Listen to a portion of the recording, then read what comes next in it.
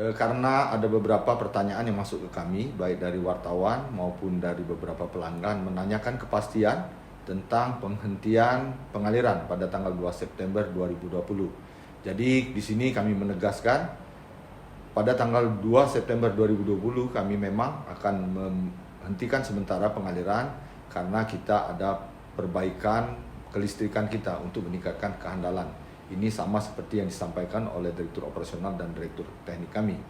Jadi kita akan tetap pada perencanaan awal pada 2 September kita akan menghentikan pengaliran. Hal ini kami lakukan karena untuk meningkatkan kehandalan kelistrikan kita sehingga ke depan kita akan bisa menjamin pelayanan kita semakin meningkat. Kami berharap kepada semua pelanggan kami untuk tetap menghemat penggunaan air. Yang kedua, mengecek semua keran-keran di rumah agar tidak terbuka percuma. Dan pada tanggal 1 September diharapkan kita menampung air.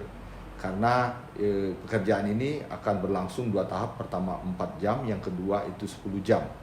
Dan akan berdampak kepada hampir 200.000 pelanggan kita di daerah seberang ilir.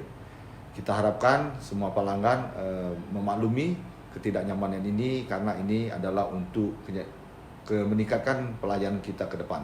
Sekian, terima kasih.